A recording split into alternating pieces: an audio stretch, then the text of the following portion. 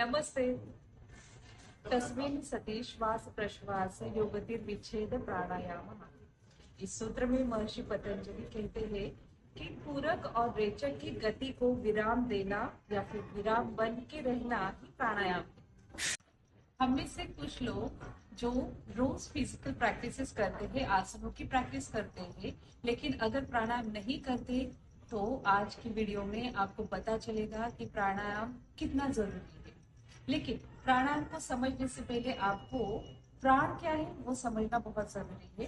तो चलिए आज हम प्राण के बारे में कुछ बात करेंगे। मैं मूवी के प्राण के बारे में नहीं बोल रही हूँ, मैं उस प्राण की बात कर रही हूँ जो हमारे शरीर में स्थित है, जो हमें जिंदा रहने का प्रमाण देता है।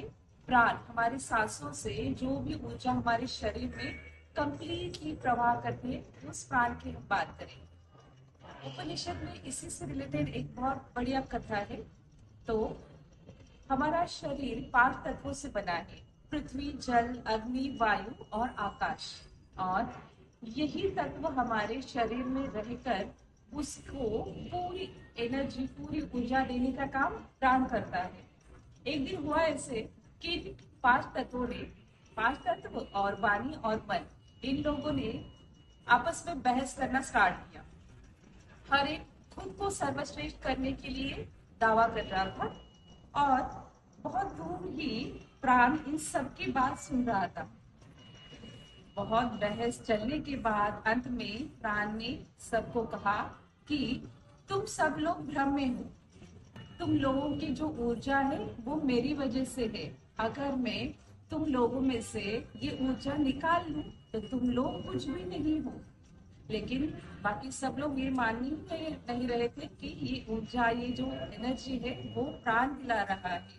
तो प्राण ने क्या किया, धीरे धीरे धीरे धीरे शरीर में से खुद को अंदर की तरफ खींचना स्टार्ट किया और पूरे शरीर में जो भी तत्व है उनको अनुभूति हुई कि उनकी एनर्जी धीरे धीरे कम होती जा रही है। फिर बाद में उन लोगों को पता चला कि प्राण की वजह से जो ऊर्जा आ रही है उसी से हम इस शरीर में काम कर रहे हैं। इस नाशवान शरीर का भरण पोषण प्राण कर रहा है, हम नहीं। और सभी लोगों ने ये मान लिया कि प्राण ही सर्वश्रेष्ठ है और नतमस्तक हो गए। तो इस स्टोरी से हमें क्या समझ में आता है कि शरीर में जो भी भरण पोषण होता है वो सारी ऊर्जा, वो सारी एनर्जी प्राण है। और इसी प्राण को हम बिना समझे अगर प्राणायाम करते हैं तो शरीर के हर एक कोशिका को और सेल्स को वो मैसेज ही नहीं जाता कि हम किस लिए प्राणायाम कर रहे हैं। तो मैं इस वीडियो में सभी को बताना चाहूंगी कि आप प्राणायाम करते हैं तब समझ लेना चाहिए कि प्राणायाम की गति को हमें कंट्रोल में लेकर आना है, ना कि बस सांस लेना और सांस छोड़ना ये प्राणायाम नहीं है।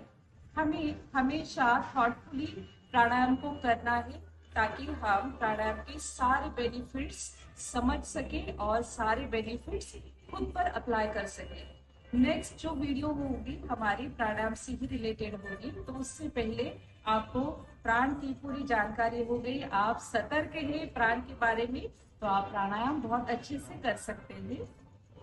तो आज की वीडियो में बस इतना ही। वर्ग विराम। हरिओम।